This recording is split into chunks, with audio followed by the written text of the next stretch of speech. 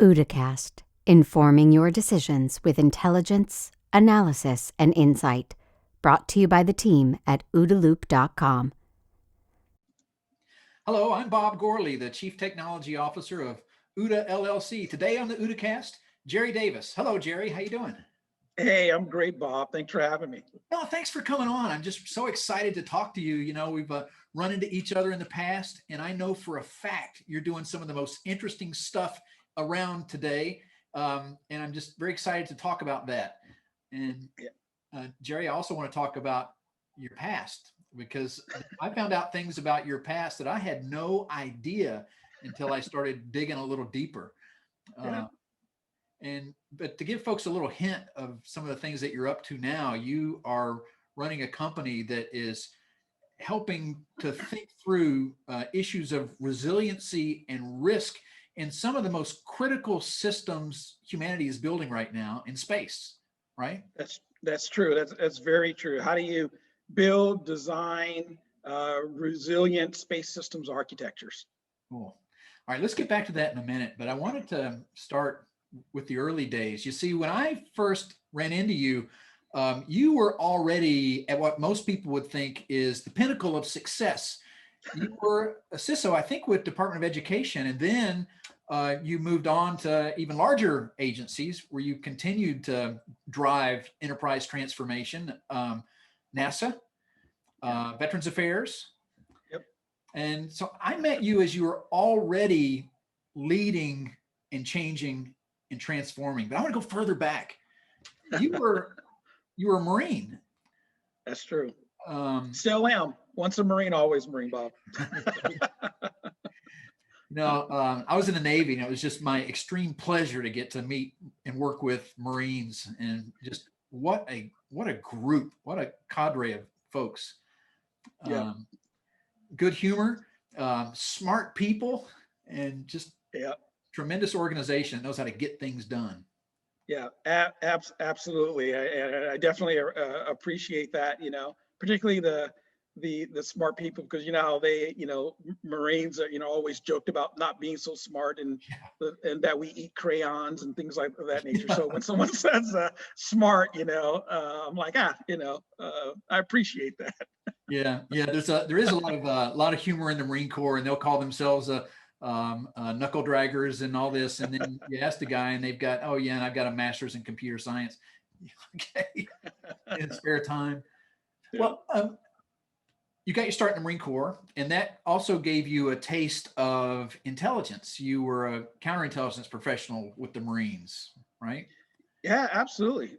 Yeah, I started off in light armored infantry and did a combat tour in the first Gulf War, and came back and thought to myself, wow, you could really get killed doing this job in the Marine Corps, and transitioned into the counterintelligence field, and did my training at Fort Huachuca. I went to the Army counterintelligence agent course. I think back then it was called like 97 Bravo or something like that, and did that course, and that's where I started learning the ins and outs of intelligence and counterintelligence work, and absolutely loved it. Loved the work that I was doing with the Marine Corps in the reserve system and the counterintelligence field.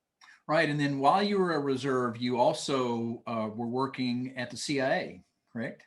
I did. I was recruited by CIA out of Southern California. After that lengthy 2-year process of getting me on board, moved out to Northern Virginia in '94, and made my way into the counterintelligence center there, counter espionage group, offensive operations is what they called it at the time. So, and that too was a phenomenal. I love the intelligence community, and had a great time traveling around the world, meeting interesting people, doing really, really interesting, impactful, positive things on behalf of the country. I loved it.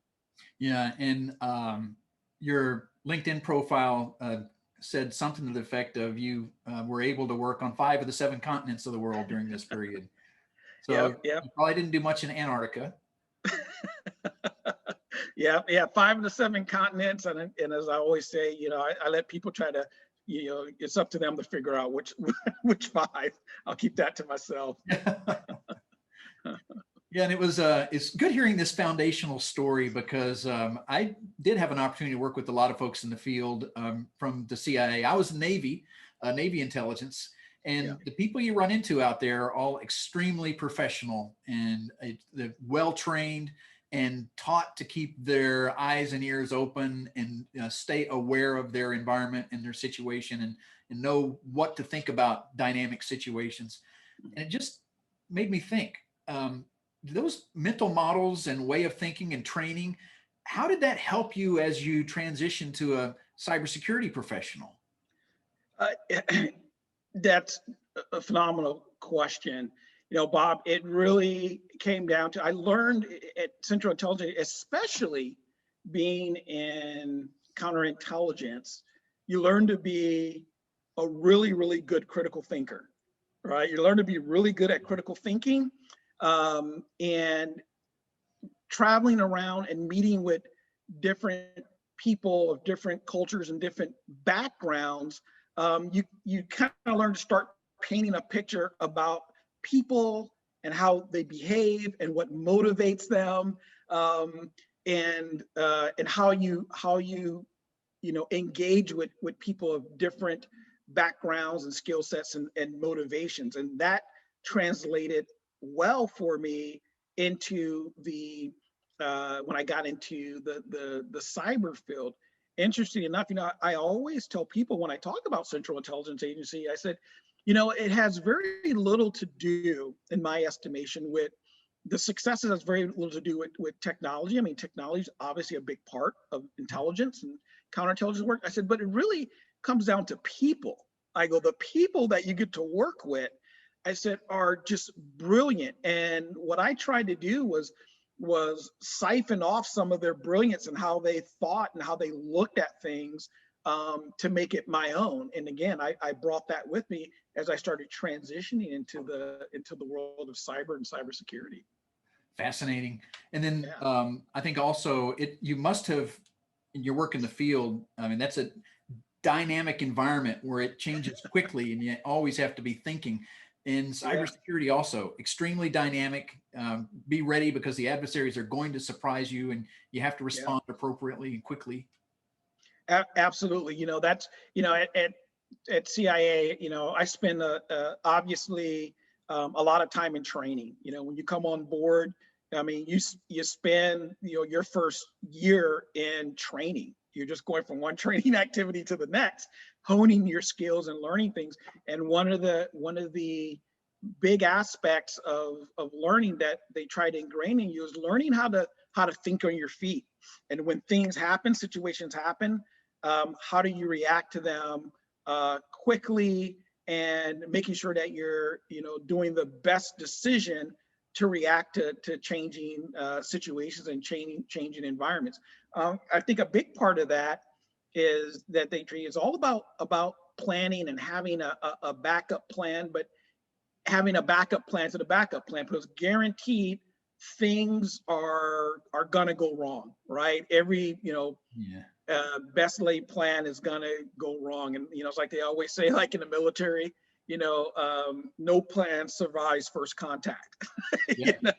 And so you kind of learn to be quick on your feet, and you learn to be agile. And again, those are things that were ingrained in me when I started getting into cyber. When things switch and happen on you really quick, you learn to pivot. You learn to think through things very rapidly. You learn to think about risk and how you mitigate things, and then pivot, and hopefully you're pivoting into the right direction. And so, yeah, I learned a lot in the intelligence community, things that are helping me, whether it's personally or professionally in my life, that I'll carry with me, for the rest of my days. Right. Well, and let me ask about another transition here, because people may not believe it today, but there was a time when these big agencies did not have CISOs. In fact, there was a time when they didn't have CIOs, but the Clear-Cohen Act in the mid 90s said, okay, you need to professionally manage IT. So Most of them already had a CIO by the time you were pulled into Department of Education, Mm-hmm. and you were the first CISO, correct? Yeah, the title at the time was Director of Information Assurance, but really it was their first Chief Information Security Officer at Department of Education. Yeah, so it must have been very entrepreneurial, because I can only imagine an agency like that has, built up resistance to any kind of change. And now here you are saying we need to care about security. So it must have been an entrepreneurial kind of environment. Yeah, the interesting thing is that was 2004, and what had happened 2 years prior was, FISMA came out, right? So you had a little bit of teeth and push, but it was still like anything else, right? It's change, and change is extremely difficult in organizations and agencies. And Department of Education is a small entity, but it feels like a very big entity, right? They have a tremendous budget. I think back then it was, more than $100 billion, and a lot of that is student financial aids and grants and that sort of thing. And it is a highly politicized organization. So there was a lot of pushback in a lot of different areas as it related to security. But over time, people start to get it when you just keep, your drumbeat and your tempo with the message.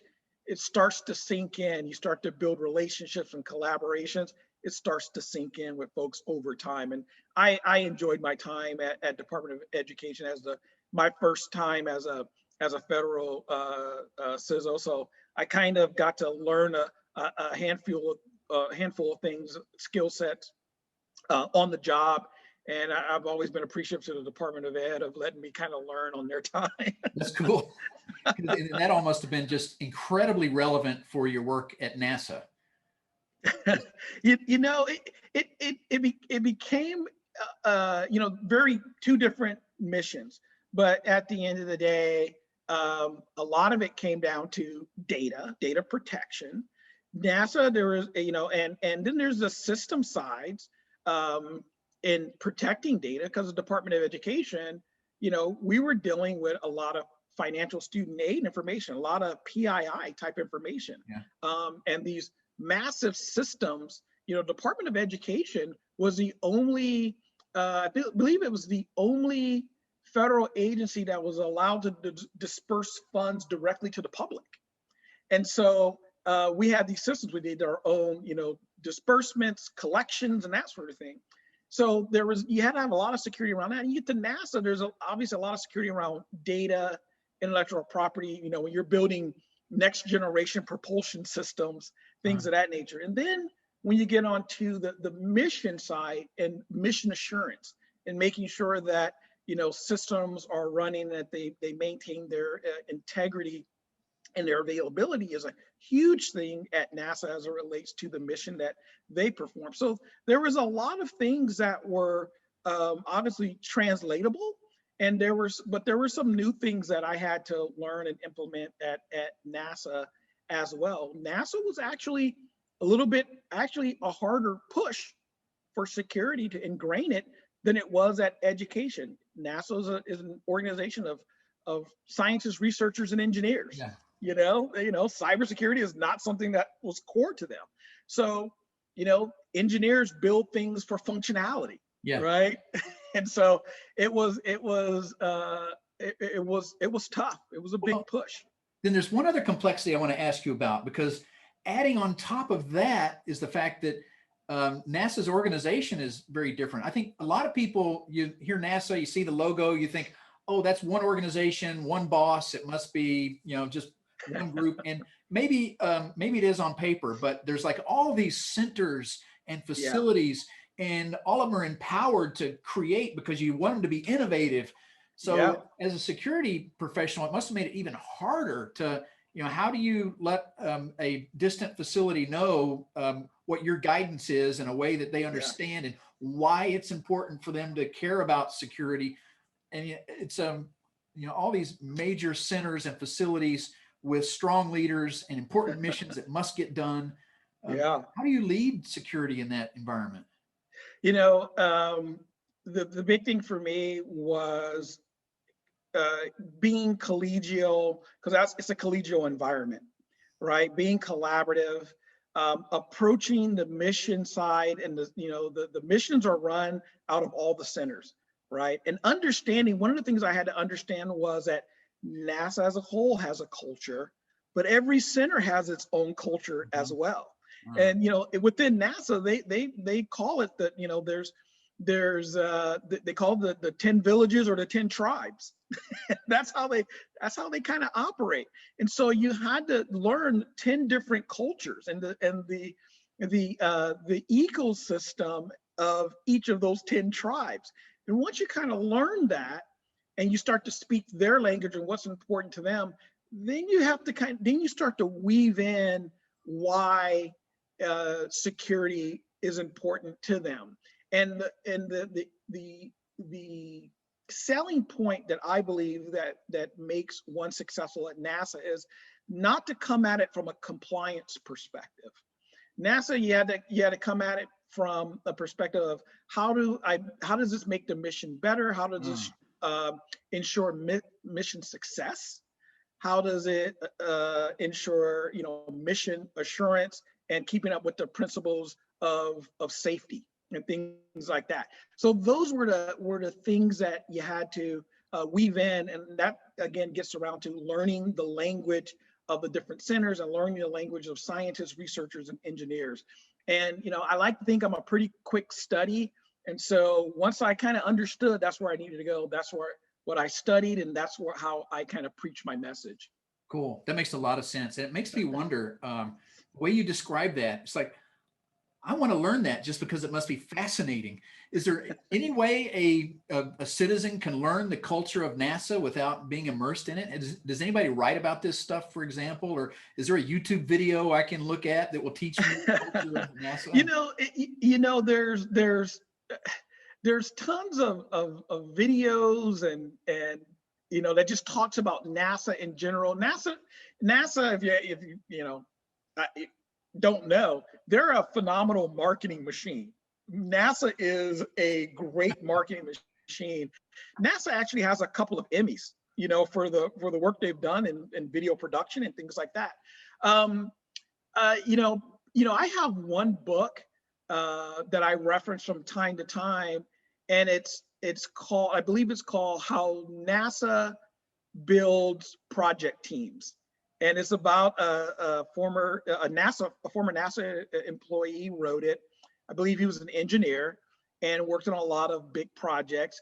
But a lot of it talks about culture, and how you kind of navigate the culture and that sort of thing. There's not a lot of materials in there. The way you can, the best way to get immersed is actually working at NASA or working around NASA. There's not a lot out there, but there's some things here and there. I always tell folks, I said, when in doubt, go on YouTube, and someone's always posting something out there. Yeah. Well, if you can send me a link to that book, I'd appreciate it. And I will include it with the show notes when we post this. Absolutely. Video. Yeah. And back to your career. So then you were with Veterans Affairs. Yes. So as the CISO. Yeah. And this is another tough job, because here you're protecting information on our veterans community, their personal information, their medical information. You're also protecting the organization itself from those who would attack it. So another extremely tough position. Yeah, that was Veterans Affairs was probably to date, Bob, the toughest job I ever had. I go in, I'm the Deputy Assistant Secretary for Cyber and Privacy, a monstrous size organization, 400,000 employees. When you get into the season of where you're bringing in, doctors and nurses that are interns and things like that, and they're doing their residency work, things like that, the ranks swell by another, 100, 150,000 people. And so you're talking about, well more than a million and a half, maybe 2 million devices on the network, and so a really tough organization, because as you said, when I got to Veterans Affairs, the one thing about veterans is that they had gotten their their religion from security from the 2006 breach that they had when they had a laptop that was stolen with 20+ million instances of PII of veteran data. And I don't know if you were, but I was one of the individuals that got the letter that said, hey, sorry, this happened. So they also had a lot of congressional oversight. So when you're looking at protecting veteran data, that's one aspect of it.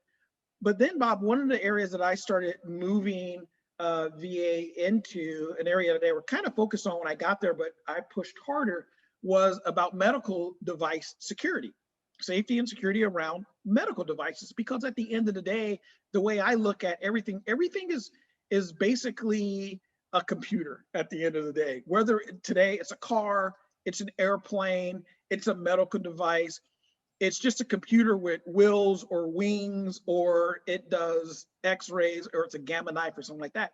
And these things they get infected with malware. And so I started looking at medical device security and started doing some work with FDA on medical devices security, and started doing some work with manufacturers like the GEs of the world and all that, and bring them into a fold. And we created a medical device security consortium. Kaiser Permanente was a part of it. I think it's still running today.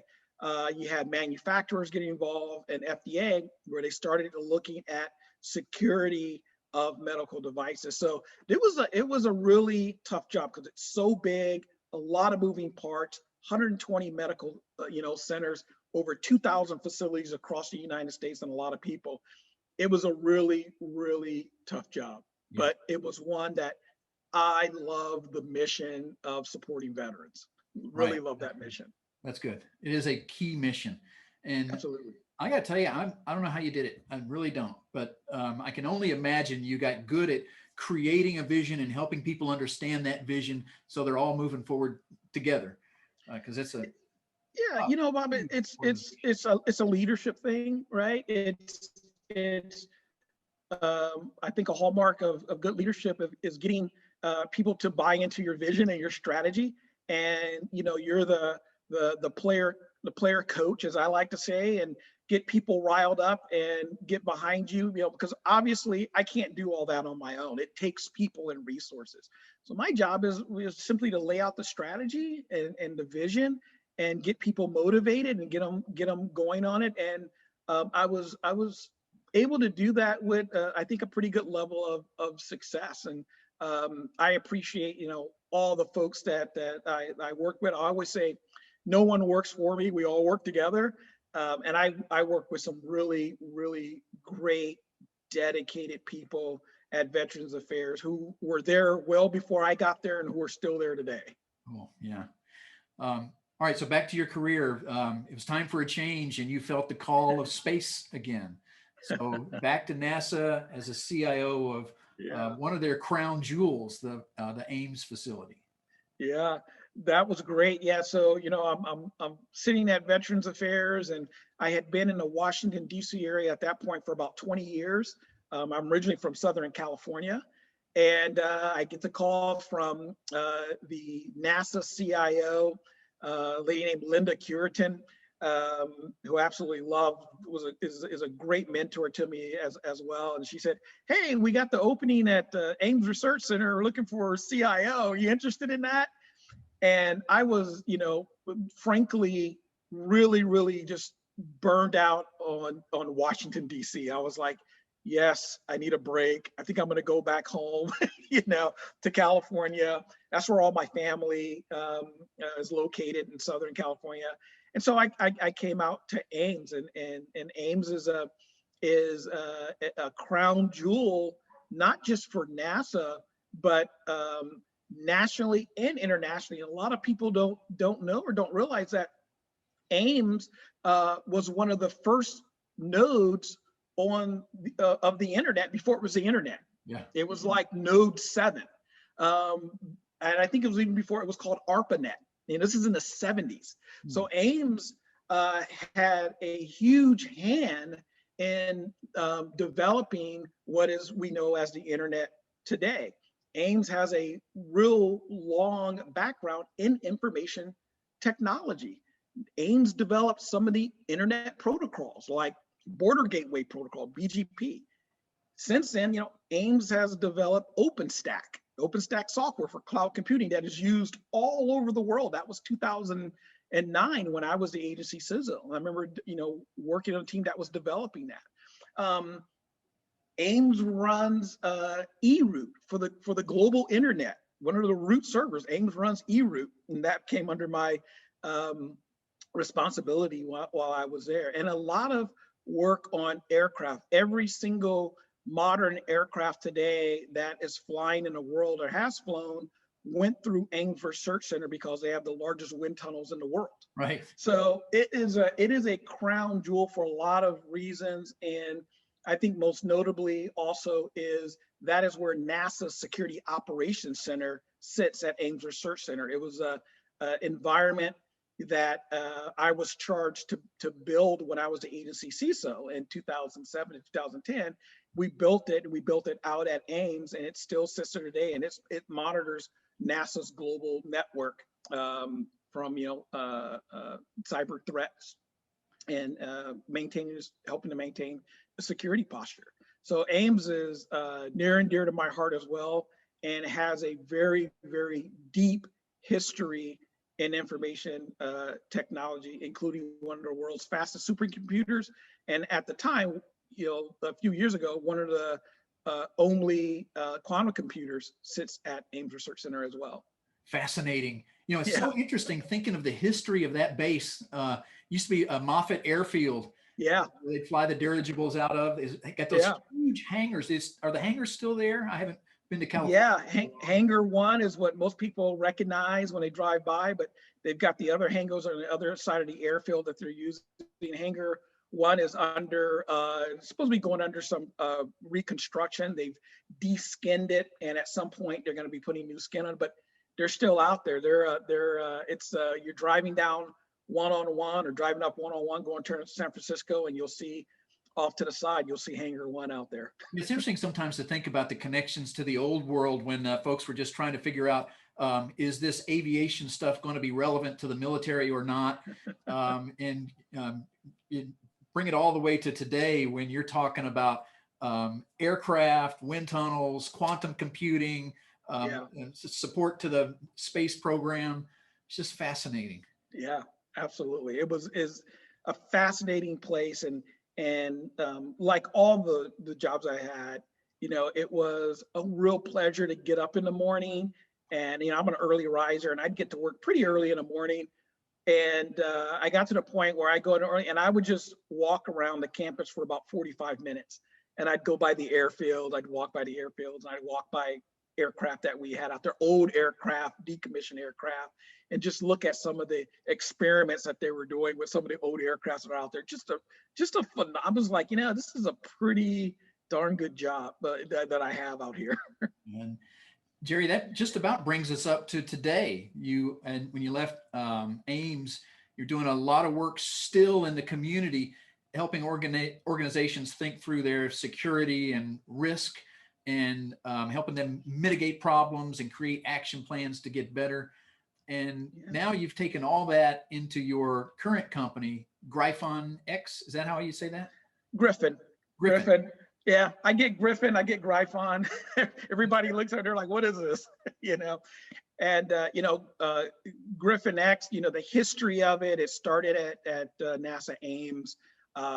It was an idea that I had, a concept that I had to build an environment where NASA could do research development, test and evaluation, education on cybersecurity, and applied cybersecurity, where we would look at security technology, look at the guts of security technology. You have a lot of technology out today, everybody likes to use the buzzwords like, well, our technology has AI in it, and I wanted to look at these things, because at NASA Ames, we had an organization that was called Intelligence and Adaptive Systems, right? And they built a lot of autonomous vehicles, drones and things of that nature, and built software for flight vehicles, autonomous software. And so I said, well, why can't I use those folks to look at security technology and tell me, is this really AI that's in here, you know, or is this just some automation that's in there?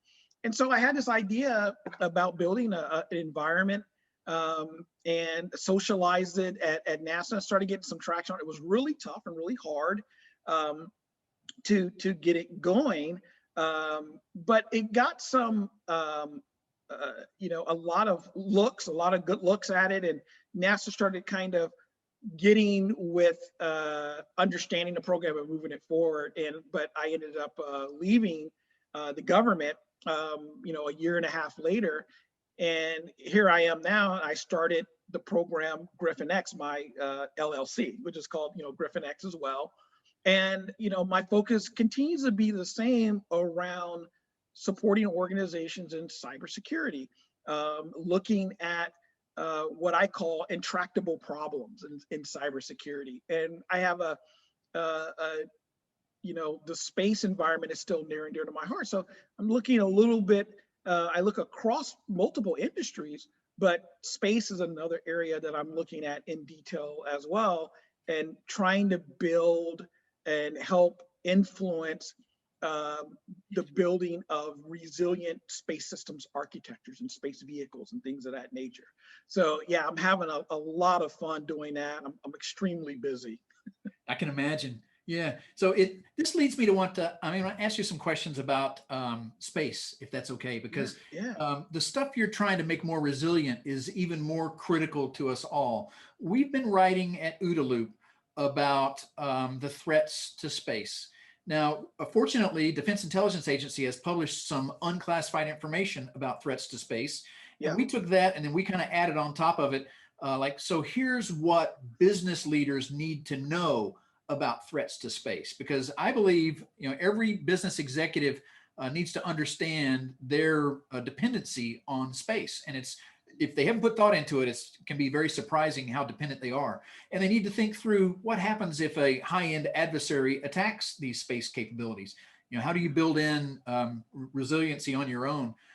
But then also we've been writing about NASA and the incredible NASA programs underway today. Like I was mentioning, when I was a kid, I was 10 years old, the Apollo program landed humans on the moon. And then for years would bring moon samples back. And since then, we all knew the moon was nothing but a big rock all the way through my adulthood. And then all of a sudden, it's discovered that it's not just a big rock. There's actually ore. There's pockets of ore and other minerals on the moon. And there's also ice. So there's water on the moon. This is really exciting stuff. And now to read about what NASA is doing with Project Artemis, get humans back to the moon to stay, it's just really exciting. But let me tell you what makes me nervous, and try a thesis out on you and get your response to this. I believe that NASA Project Artemis is going to be a huge target for adversaries in cyberspace. It will be attacked, and it will be attacked by a variety of different players. I mean, at the very lowest end, there's the hacker who wants to get some kind of glory by doing something and marking something up or getting some other kind of recognition from the community. Also at the low end, there's perhaps criminal groups that want to steal some intellectual property and do it for financial gain. But as you get to higher and higher end, there's very serious threats from nation states that would want to destroy the program because it represents the best of humanity and the best of Western world. And so this is a very big target, and it's one that I worry is not being taken seriously enough. And I want you to push back on that thesis, please. Yeah. But I actually have heard from a very senior person at NASA something to the effect of, why would anyone want to attack Artemis? This is humanity's program, not just NASA's program. Yeah. Would you tell me your thoughts on that whole thesis? Yeah, so let me start with your ending. You know, when I got to NASA and I was, you know, when I was the agency CISO, that's exactly what I got. What I got, Bob, was, well, why would anybody want to attack us? We're we're for all mankind, for humankind. We're for all humankind. Why would anybody want to disrupt or degrade our mission? And my attitude was, well, one, because when you talk about the lower level attackers, I'm like, because they can, and then when you start looking at it from an international nation state sponsored, I'm like, it's all about competition. And as you said, Bob, there is, this is a national treasure, right? And NASA is leading the way.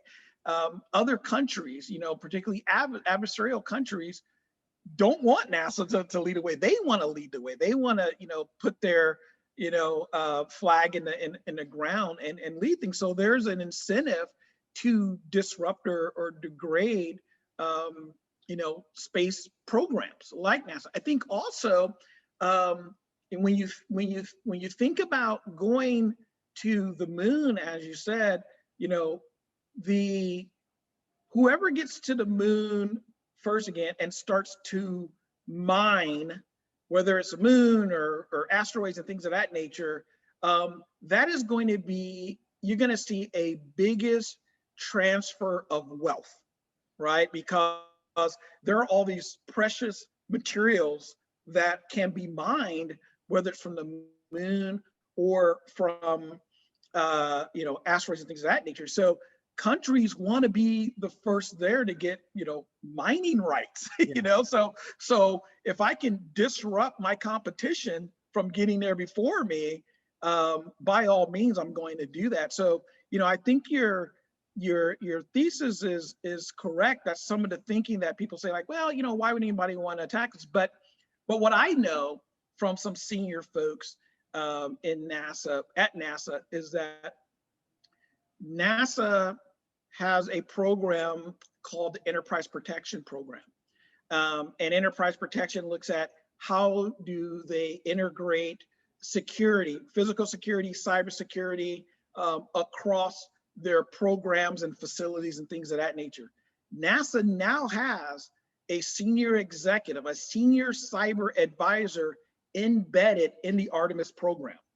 Nice. And that individual is helping them to design security into the Artemis program, into the engineering discipline and the engineering process, and what he calls phase 0 cyber, engineering it into your engineering processes from day one. So I'm very hopeful from that position that they recognize that we need to do more around cyber on the mission side, especially as it relates to Artemis and the landing system that they're developing now. So yeah, there is a school of thought on one side, or a lack of awareness, but there's another school of thought that is aware, and they have taken what I would consider very good measures in terms of understanding that, we need to be more understanding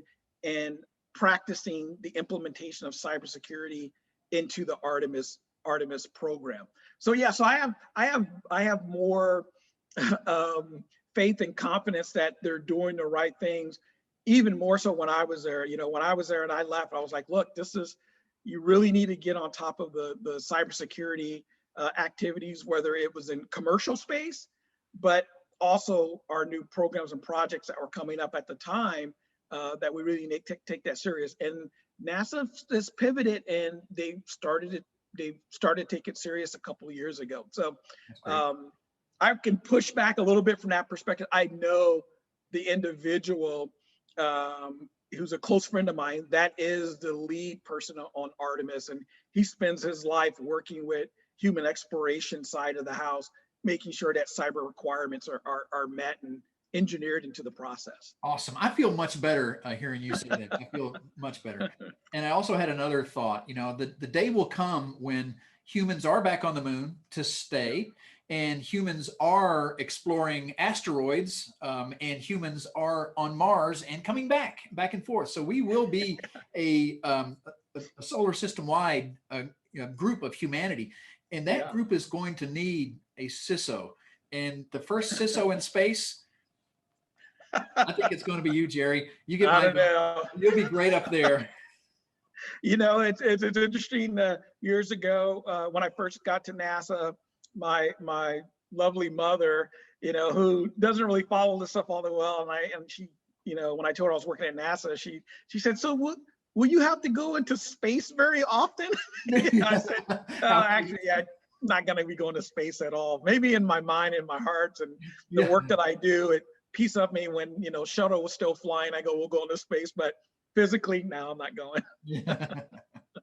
All right, Jerry. Let me transition and ask another question, and that is, I know you stay current with stuff because you're so busy and you're interacting with people, and so you're deeply networked into the community.